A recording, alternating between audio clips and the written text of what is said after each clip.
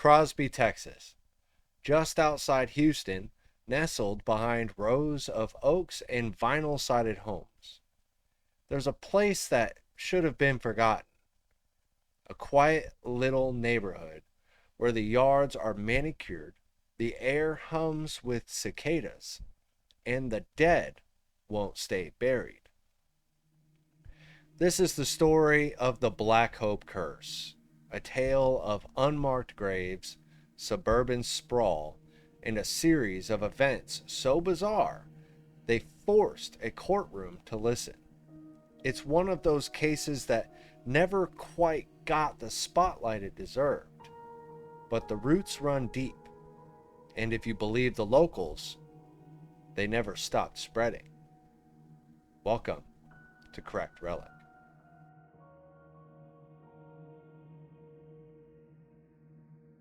In the early 1980s, a new housing development began rising in a quiet patch of land near Crosby. The suburb promised fresh starts. Affordable homes, good schools, the American dream in tan stucco and pinewood fences. Beneath that dream lay something else. Decades earlier, the land had been used as a cemetery for formerly enslaved African Americans and their families. It wasn't grand. No stone statues or iron gates, just wooden markers, many of which had rotted or been removed entirely by the time developers arrived. The cemetery was called Black Hope. Locals had known about it. Some even remembered names: Betty, Charlie, Thomas, Katie, Elijah. But records were poor, and memories fade.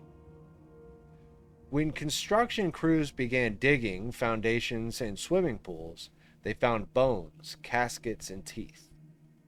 According to later testimony, some construction workers quietly reburied what they found, or moved it off-site entirely. There were no formal exemptions, no permits, no archaeological surveys, just backhoes and silence. The developers insisted everything was handled appropriately, but families moving into the new Newport subdivision began to wonder. Because the ground didn't feel right, and it wasn't just bad luck. Sam and Judith Haney were among the first to move in. Their house sat on the corner of a cul-de-sac, quiet, sunny, and ideal for raising a family, until they decided to install a swimming pool. While digging in the backyard, contractors unearthed 2 pine boxes. Inside were human remains, badly decomposed but unmistakably coffins. Local historians would later confirm the names of the markers: Charlie and Betty Thomas, buried sometime in the early 1900s. Judith later said, "I felt like something had been disturbed. I didn't want to be there anymore."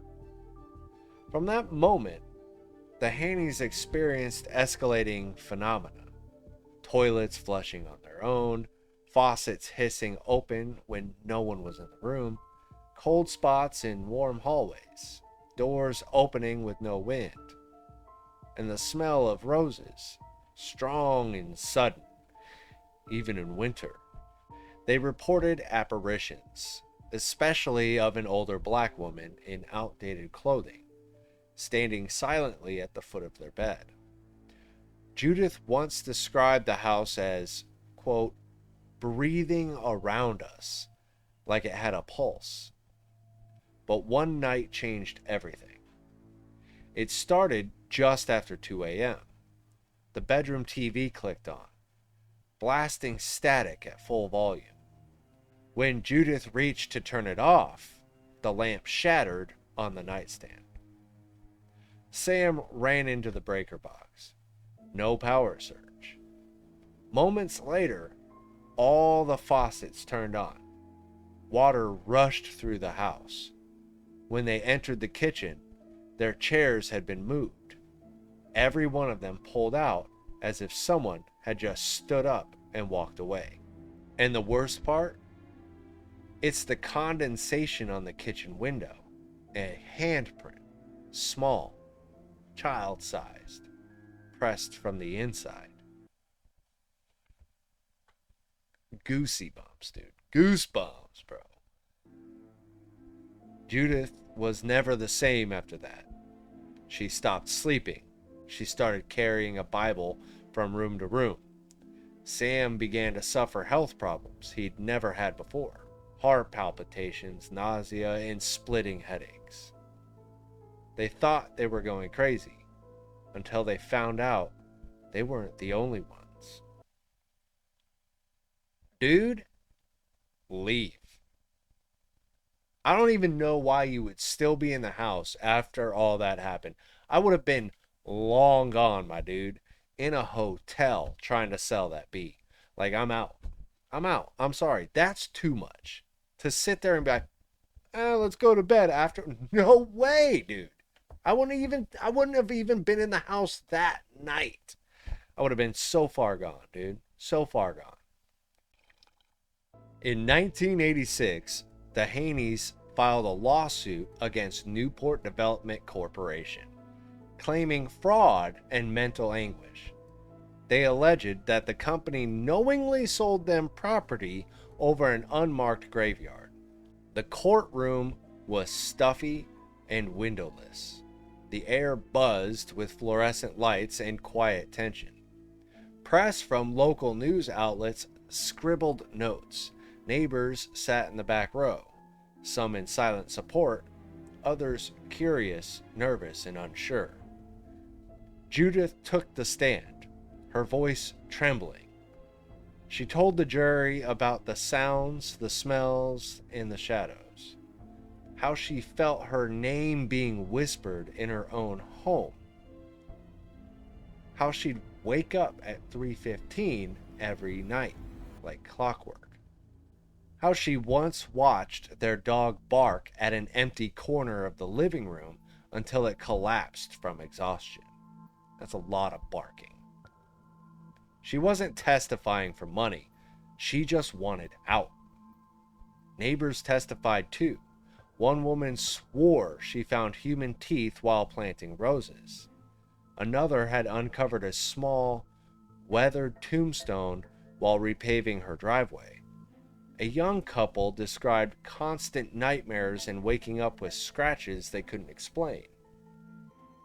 The jury awarded the Haneys $142,000, which I guess back then was like a lot. It gives you, more than enough to buy a house, especially in the 80s.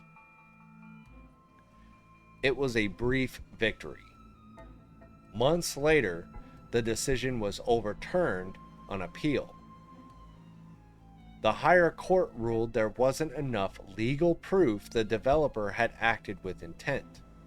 The Haneys were left with legal debt, mounting fear, and a house they couldn't sell. They left, quietly. Judith refused to even pack. She told Sam, quote, "We're not taking anything that's been in that house. Nothing comes with us." They moved hundreds of miles away and never came back. The Haneys weren't the only ones haunted. Across the subdivision, other families whispered their own stories, most of them off the record. One couple found their kitchen light turning on every morning at 4:12 a.m. When they removed the bulb entirely, it still glowed faintly. A girl began having conversations with somebody named Betty. Her parents thought it was an imaginary friend, until she described what Betty wore. A long navy skirt, a white bonnet, and old brown shoes. Clothing that matched a photo found years later in a local historical archive. One man said every time he used his fireplace, a sour, rotting smell filled the house. Another family came home to find every mirror in their home fogged over. In one of them, the words, "not done," were written with a fingertip. Paranormal teams started showing up, drawn by rumors.